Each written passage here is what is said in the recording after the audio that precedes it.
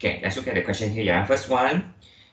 So we have got A is a positive constant, and we need to sketch this curve. So this curve actually has equation which is like y is equal to ax over x plus 7. So you can see this question actually appears in the first question, which for me it's a bit unusual because usually it is actually a longer question, and that they didn't ask for any asymptotes, then they will actually ask us to sketch already.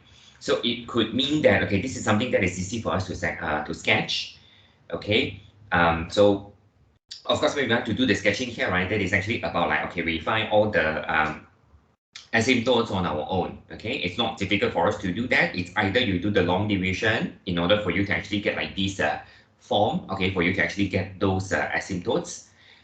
In other way, you could also write this as like you can think of it as like this is an a and then x over x plus 7, and you can actually do something like splitting the terms. So you are getting like a times 1 minus 7 over x plus 7. So this is why you're actually getting the same form here. You could actually consider to do that as well, okay, if you are able to see that. So no matter how, okay, the asymptotes is what we actually have for this. Y is equal to a, x is a negative 7.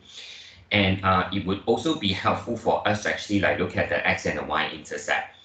So once we actually have got the, all these values here already, I guess it's quite easy for us to actually sketch this curve here. Okay, so this is how the curve will look like. So in the part B, okay, it is to sketch this curve where we have got like the modulus of the ax over x plus 7.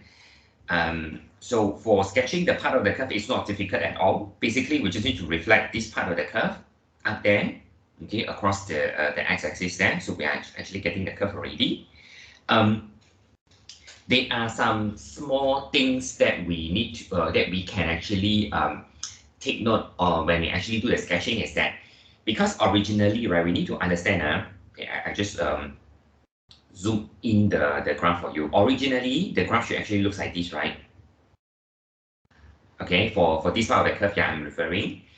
So when you actually reflect that already, right, you sketch the curve, it's like this. When you reflect the bottom part here to here, the curve should actually look like this. So it means that the curve should actually have a sharp turn. Okay, it should actually appear as a sharp turn. Sorry, it should actually appear as a sharp turn there. So you see, this is the sharp turn. When you reflect the curve, it will never be something that is moved.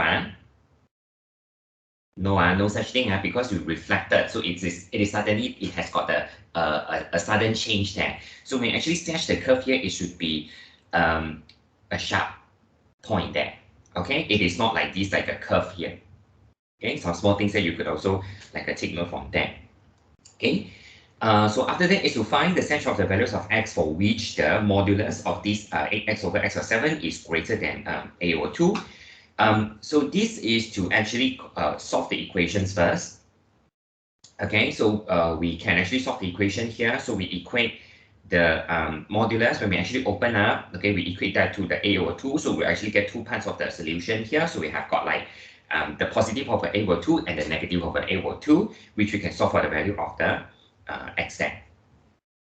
Okay, so what do we actually get from there is that, okay, when we actually, I mean, this is not compulsory, yeah, this is not compulsory. The green thing that I actually do here is not compulsory, but it helps us, okay, it sort of helps us to see this is the value 7. This is the value which is negative 7 over 3 like that. Okay, so what does that actually help us to look at is that we want to look at the part where the curve which is greater than a over 2. So the part which is greater than a over 2 is here, okay, and then here, and then here. So these are the parts of the curve which is greater than the a over 2. One thing that we have to be careful is that, okay, let's see the curve here, yeah. For this part, not an issue. The range for the x is greater than 7. Okay, we can actually do that very well. Okay, and for here, okay, for the second part here, this part also not really an issue. Okay, we can actually have got the x is actually less than what is the value there? 7 over 3. Okay, not an issue. But you just have to be careful because we have got x equals to -7 is an asymptote. So when we give our answer, right, it is not just the part where the x is less than -7/3. If we just say that the x is less than -7/3, right? Okay, just like that -7/3, right? Then it means that you actually include the asymptote here already. So it is not like that. You must always separate it. Okay, so this is why you have got like the this is a negative, sorry. So the x must be in between -7 to -7/3. Then anything which is less than the -7, then you have to be like do it separately here. Okay, you can't just make these two into one single inequality like that. No, because the x cannot be -7 in that case. If you say this thing means the x could include the -7 already. No. Okay, if you have got the asymptote, you need to split another range for the x for that. Okay, then only you can actually write the correct inequality here. This is the thing that you need to be careful. Okay. Okay.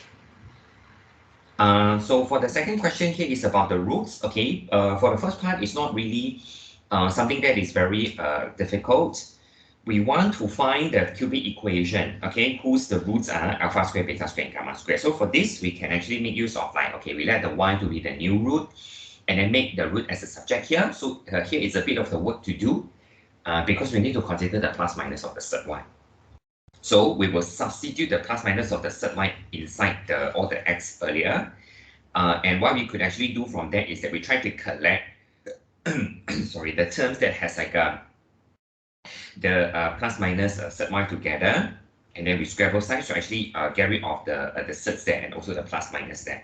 So once we actually have done that, okay, we're actually getting an equation. So a bit of work that is actually involved here is because we are working with the constant p. Okay, so this is the equation that we are getting for the first part. So whereas, okay, for the second part here is to find the value of like alpha cube, beta cube, and also the gamma cube. So what happens is that, okay, we have got, oh, sorry, okay, there's another part here. So given that the sum of squares, okay, is equal to 2 sum of the alpha. So what we actually do in this case is that when we are actually working with this one, right, there are different ways that we could actually look at it. Okay, so here we want to find the value of the p, right? First one is the sum of the square, and then another value that we have here is the sum of the alpha, beta, gamma. The sum of the alpha, beta, gamma, which is this one here, is referred from the first equation because the first equation are having these roots here. Okay, and then for the other one, okay, it is that we have got this sum of the alpha squared. So here it is still we are using the value that we have from the first equation there. Okay, so in order for us to find that, we need to have the sum of alpha beta. So we are using this identity. Sum of the alpha squared is sum of alpha whole thing squared minus 2 sum of alpha beta. So all these values here comes from the first equation. So this is actually what we have, okay, from the first equation here. Basically, just to actually equate this, and of course, like what we have this one here, lah. So just sum into the relationship that is actually being given there, then only we're actually able to find the value of the p from there. Okay, so everything here can be done by considering the first equation. Okay. Another way that we could actually look at it is that, okay, in order for us to find this as sum of the square, right? So it is not necessarily that we need to use this identity here. We could also consider that because this new equation here, right, already has the root which is like alpha, beta, and then gamma squares. So when we want to find the sum of the alpha squares here, right, it is just that we are using the negative b over a. So it is a p squared plus a 36 over 36 like that. Okay, so this is why we actually have got like the same value as like what we have found by using the first equation here. So the relationships are actually all related. Okay, so only we use this to actually find the S3 here. So with the value of the P, right? Okay, we can actually find all the S1 and also the S2. Okay, so for these, of course, we are using the first equation there. Okay, the very first equation. It's easier to use the very first equation then. So use the relationship from the equation to become all the SNs, and we can actually calculate the S3 here. So we can actually find the value of like S1, S2, and S0 there, everything. So it helps us in actually calculating this value of the S3 here. Okay. Right. So let's look at the next question. So there's another equation sketching. I mean the curve sketching question here already. First is to find the asymptotes of the C here. Okay, this looks more like a standard question which I actually asked about like the asymptotes. Okay, so without thinking much, we need to do the long division. Okay, because we see this is an improper fraction. Yeah, we have got squares, and then this is like a linear only. We need to do the long division there. So we actually get like all these asymptotes here. So very easy to identify. So this is a oblique, and then from here we can identify our vertical asymptote. Okay. Find the coordinates of the stationary points of the C. For these, okay, my personal preference would be differentiate from the partial fractions. So the dy dx is actually giving us this expression here. As we actually equate that to 0, it is quite easy for us to actually solve for that quadratic. So here I'm using like, I bring the square root to both sides there. So I get these two equations, which I can actually get the two values of the x very easily here. So like I said, rather than you go and use the, what is that? You go and use the quotient rule. Quotient rule is most of the time more difficult to solve the equation. Okay, so with this, x values, we are able to get the y values there. Okay.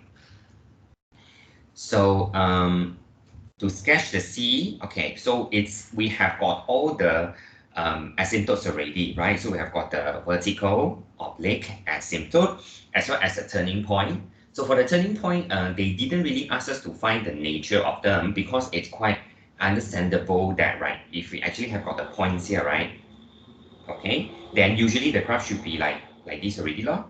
So the graph is either these two sides or these two sides here. Okay, so with the turning points are there, then it is sort of like understood that, okay, the graph should actually look something like this already. Okay, so that's for our part C. Okay. Okay, yeah, so that's the only thing that we need to do for this one here. So there's no extension question from there. Okay.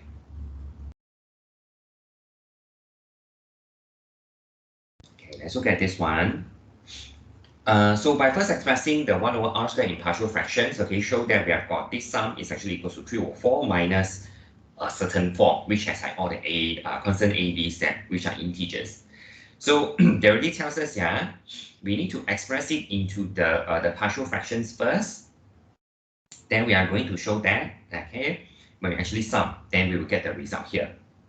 So summing the 1 over r squared minus 1 is to use the partial fraction that we have found just now.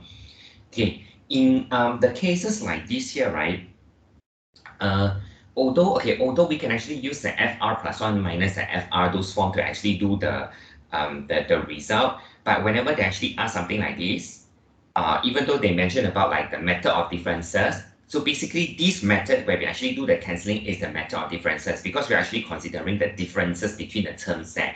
Differences means we minus lah. Okay, it's the best for us, okay, to actually just show the cancellation of the terms here. Just list out the terms. That's the safest way for us to do. Okay, so I'll encourage you to do that as well. So list out the terms, and then until you could actually see some clear cancellation, then only you stop lah. I mean the first three terms, once you can see the cancellation already, then you should actually like just stop, okay, dot dot dot, and then you continue with the last few terms there. So until you can actually see some clear cancellation. Okay, so you could actually write one more term here and one more term here as well. So to actually even show a clearer like cancellation there. So of course, when we actually cancel the terms, we will actually have got like all the remaining terms there. And what we need to do is just we need to tidy up, okay, the expression until that is what is being asked in the question there. Okay, this is the expression. So that's for our first part. So deduce, okay, deduce the value of like when we actually sum to the infinity. So, I mean, it's a 1 mark question, so they don't care how do we actually get the working, okay, do the working there. So basically from what we actually have in this case is that when we look at the n is approaching infinity, this term will actually be a 0. Okay, so you need to know how to actually get that, yeah? So we have got like a 2n plus 1 over, I said already, 2n n plus 1. So when we have got the n approaches infinity, if we just sub in the infinity inside the n, right, it gives us infinity over infinity, which is actually not giving us a 1. This way is actually wrong. We can't do that. Okay, remember when we want to find the behavior, right, as n approaches infinity, we need to divide the expression by the highest power. So the highest power that we see here is n squared, which is coming from the denominator. We need to divide by the n squared here. Then only we can apply that. Okay, only we can apply the n approaches infinity, yeah. Okay, so when n approaches infinity, so all these terms 0, 0, so this is 0, so it's a 0 over 2. So the term that actually gives us a 0. Okay, then only we will actually have got these 3 over 4, which is remained. Okay, if you need to show the working, this is what we need to do, yeah, but here they don't need lah. Okay, they just want to answer here. Okay. Yeah, so now they have got some work that we have to do already. Find the limit, okay, as the n approaches infinity of this sum, okay, n over r squared minus 1 of like a n plus 1 to the 2n. Okay, there is an extra n there, but this n is not going to affect the sum because it is just like a constant n here. The variable, sort of the variable that we have here is a r, okay? So we could actually factorize the n out because it doesn't really affect the term there. And now, okay, we only have the expression 1 over r squared minus 1, which is what we have found earlier. But this is actually involving from n plus 1 to the 2n. So in order for us to find that, we need to have like from 1 to the 2n to minus off the terms from 1 to the n. So then the sum, the term will actually start from like n plus 1 up until the 2n. So basically, how do we get the first term here is to replace all the n's with the 2n's. And then the second term here is like what we have actually found earlier. Okay, basically, it's a bit of the simplifying. Okay, so the n can actually cancel out with these n's here. Okay, a bit of the simplifying here until we actually get this one. So here, right, it depends whether you want to combine them into a single term. It's up to you. Or for myself here, I actually don't really want to actually combine them because I can actually apply the thing where I divide by n here already. Okay, so once I actually divided by the n here, right, we are getting this kind of the expression, which when the n approaches infinity, so all the 1 over n here will actually approaches a 0, then we can actually calculate already. Okay, so we use the first term to minus the value of the second term, then we are actually getting a result here, which is a half. Okay, so if you have already combined the terms, you should apply the same technique here as well. Then you should be able to actually get the same thing there. Okay. All right. This is the technique, yeah. Okay, whenever they ask for this kind of a question. Okay, let's get the next one. So vectors. 2 lines, okay, given, and the first one is find the shortest distance between the L1 and L2. So this is basically some bonus question. As long as we can recall how to actually find the distance between 2 skew lines, then we can actually score these 5 marks already. Okay, the formula is that take the 2 points and we minus, take the 2 directions and we cross. Okay, the formula is we have got to use the 2 vectors there and when we dot them, okay, the 2 vectors that we have found previously, we need to dot them, we get a constant, and then we just need to find the magnitude of the cross product of the 2 directions there. Later on, just sub in everything. So this is the formula for the shortest distance. Okay, as long as we can recall the formula, then we can actually score like the 5 marks here already. Okay, so just be sure that we can recall okay, all the formulas there. Okay, basically the first one is just like recall. um, okay, what we have in this is the plane contains L1 and parallel to the vector I plus k. Find the equation of the pi here, giving your answer in this form. Whenever we want to find the equations of something, just think of what do we need, okay? This is a plane, so we need to have a point and a normal, okay? Do we have a point? So the answer is yes, because it says that, okay, it contains the L1. So we just take any point on the L1, that could be the point that we use to form this equation already. So other than that, okay, we need to find a normal. So we do not have a normal. And from our experience, it seems like, okay, the normal could easily be obtained by doing certain cross product. Okay, so the cross product that is actually involved here is that because this plane is parallel to this 101, and also because this plane contains the L1, so it should actually be parallel to the line. So the direction of the line, this is the direction of the line, the 144. So we are crossing the two vectors which are parallel to the plane. Then after we actually do the crossing, it will actually give us a perpendicular vector. So this perpendicular vector would be the normal of the plane. So we use the r dot n is equals to the a dot n here. Okay, so just be careful, the a here must come from the L1, yeah, not this like a 101, yeah. Okay, it's different, yeah. So after that, we will actually have got like this equation here. So very nice, the right hand side is a 0. Okay, so that's how we actually get it. So you see short steps, but 4 marks, right?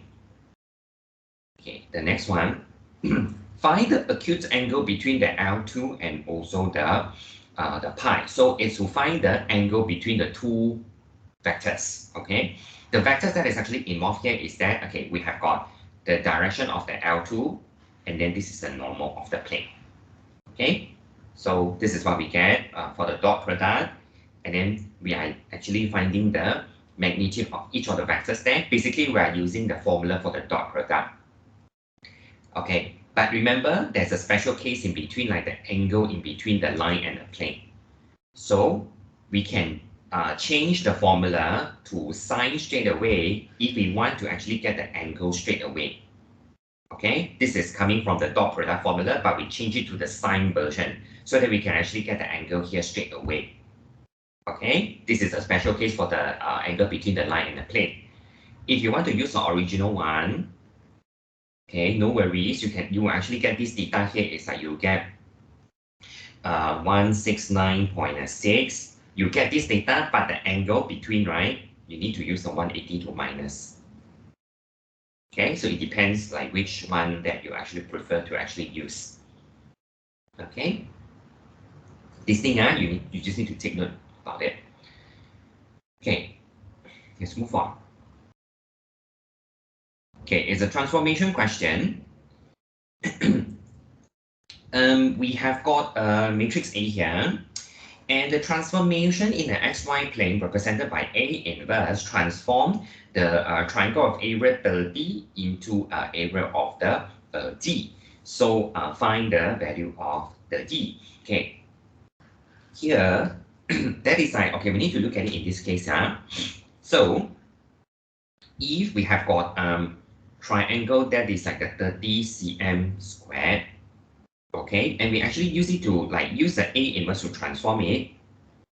So it gives us another triangle which is like a DCM squared. So this is like an A inverse. A inverse is from 30 to the D. Okay, so we could actually sort of like relate that, okay, with the determinant. So it means that if you use the 30 to minus to multiply by the determinant of the A inverse, it should actually give us the D, right? So we need to find out what is the determinant of the A inverse here. We could use the determinant of the A, okay, and the determinant of the A inverse is just 1 over the determinant of the A. We have got this property, you can use this property. Okay, but here I need to warn you, determinant of the A squared. Okay, determinant of the A squared is not like determinant of the A and then we go and square that, no, it only applies for the inverse one. Okay, So you will get the determinant here is half. Okay. Or in other situation that you could actually consider find what is the A inverse. Okay, you can find what is the A inverse, then only you go and find the determinant of the A inverse from there. Also can. Okay, basically a lot of different ways to actually solve that. Okay, so if I actually use this method here that I actually have written, so the 30 multiplied by the determinant of the A inverse should gives us a D. So the D here is actually a 15. Okay, or in other way around that is like, okay, if 30 we use the A inverse to transform, we get the D. So it means that if you use the D to transform by using the A, it will give us a 30. So it means that the D to multiply by the determinant of the A should actually gives us a 30.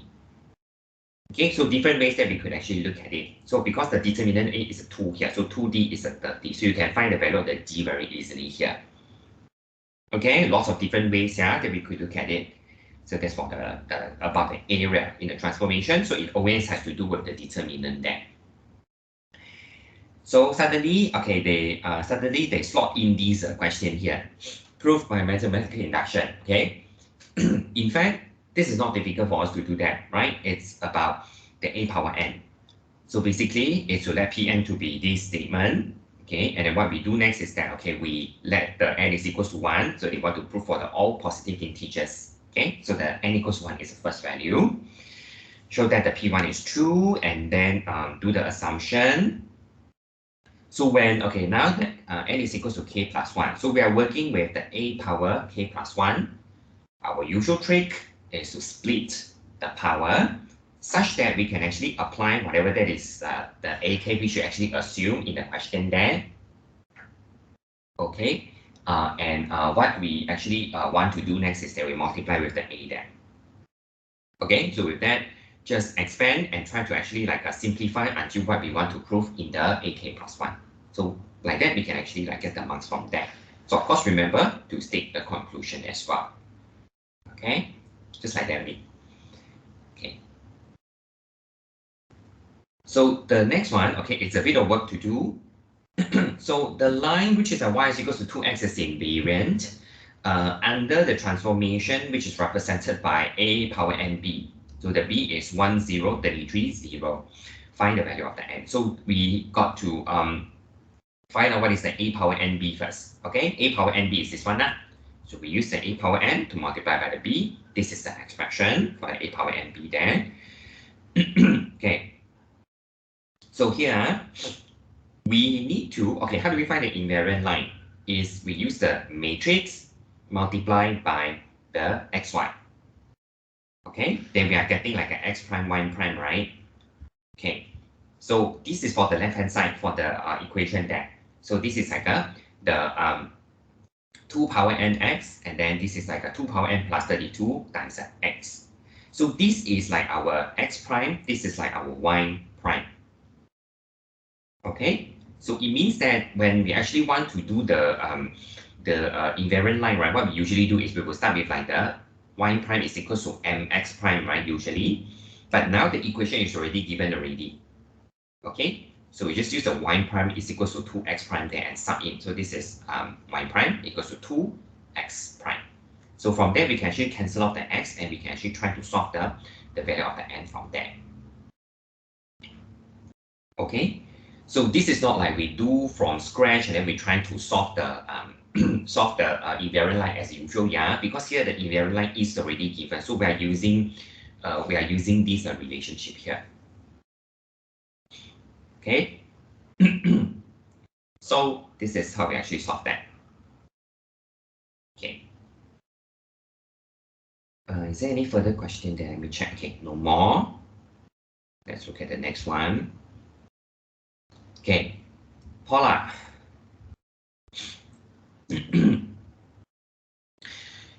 So Paula, okay, this C1 has an equation which is theta cos theta. So once you see the equation, right, you feel like, okay, something is not right already. Okay, it seems like a bit complicated already. But don't worry, okay, let's say let's see what is the first part of the question here. The point C1 is furthest from the line, which is like theta equals to half pi, is denoted by the P. Show that at P, we have got this equation and verify that this root equation has a root in between 0.6 and 0.7. So we need to be sure, yeah, they like to ask something like the point that is furthest from certain thing. If, okay, recall if it is furthest from the initial line, furthest from the initial line means we are finding the y value for that point.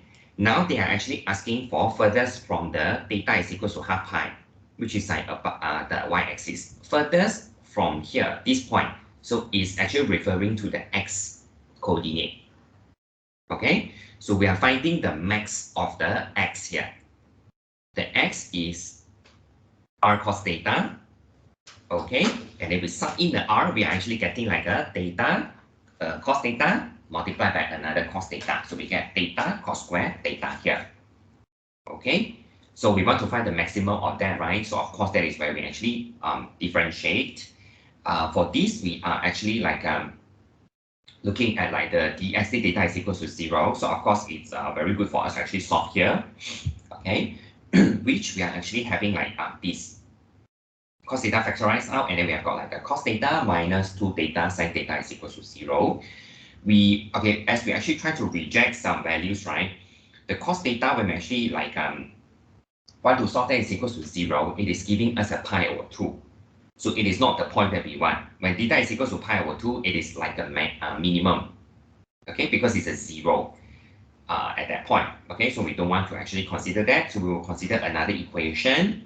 Just rearrange it and just get to what do we want to prove at that. Okay, like what is given in the question here. So then, okay, we want to show that it has got a root in between 0.6 and 0.7. That is where we are using our sign change rule. Okay, so remember the sign change rule, yeah? So we need to sub in the 0.6 and 0.7 and show that it has got a change in sign, or they have opposite sign. Then only we can conclude that it has got a root in between 0.6 and 0.7, so that it has got a root there. Okay. So okay, there is another polar curve. R is equal to theta sin theta. They intersect at the pole, okay, and also another point. So from here, we need to equate them. So here we can actually cancel off the theta here because it's already mentioned that we are not interested in finding the theta equals to 0, which is referring to the pole. Okay, we don't want to look at that. So we are only having the equation which is like a sin theta is equals to a cos theta here. So with that, okay, we can actually try to solve it. It's a pi over 4 for the theta. So they need the exact coordinate of the Q. So we really have to sub in the theta back into the R, which is like theta sin theta, and really write out what is the exact value for that. This is our exact value. Okay, this is our part B. Okay. So when it comes to the part C here is to sketch the C1 and C2 on the same diagram. Okay, so there are few things that is actually trying to sort of like help us. Okay. So, okay, we know that, okay. So we know that for the C1, right, it has got a point, which is when the theta is around 0.6 and 0.7 there, right, it is actually furthest from the y-axis. So let's look at how our C1 would look like. This is our C1. So this is the furthest point that is actually from the y-axis. Okay, so you just need to make sure that this point here is around the theta, which is like 0.6, 0.7 like that. You just roughly change it to the degree there lah. Okay, so another thing is, okay, for C1, so the C1 is actually having like a theta cos theta, right? So how do I know that it is actually a loop? It's because when theta equals to 0, r is a 0, theta is a pi over 2, the r is actually equals to 0 as well.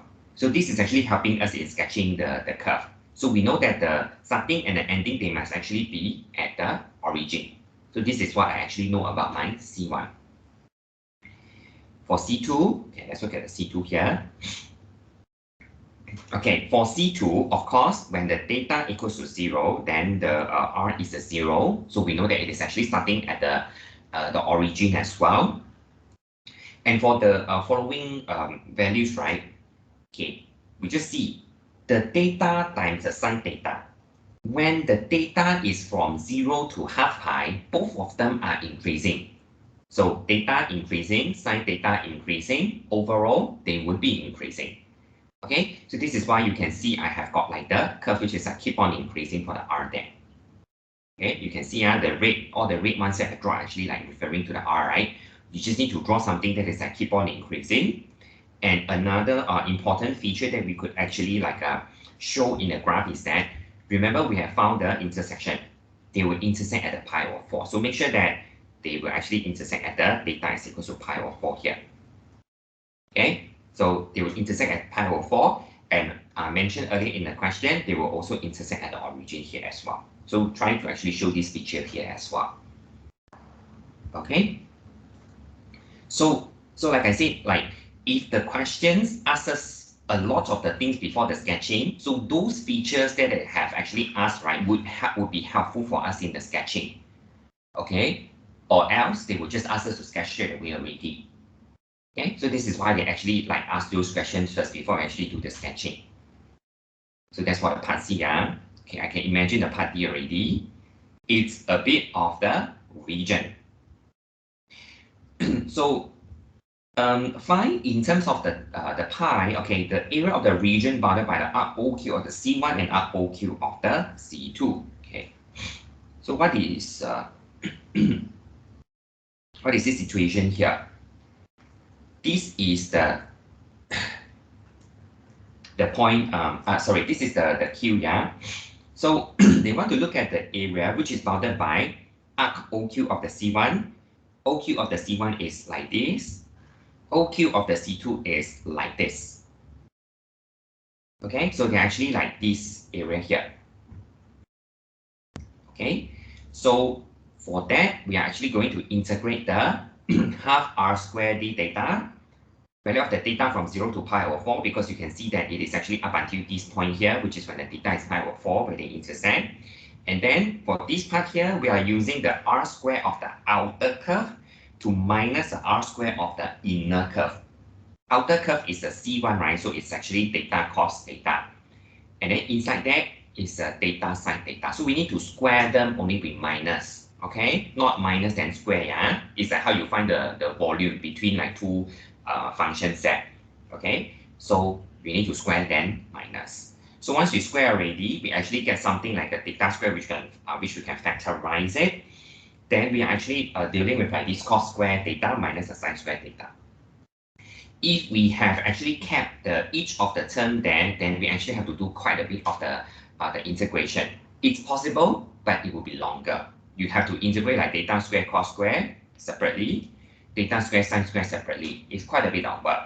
So it might be more straightforward if you actually consider using just change it to the cos 2 theta, so we'll only have one trigo term to actually deal with.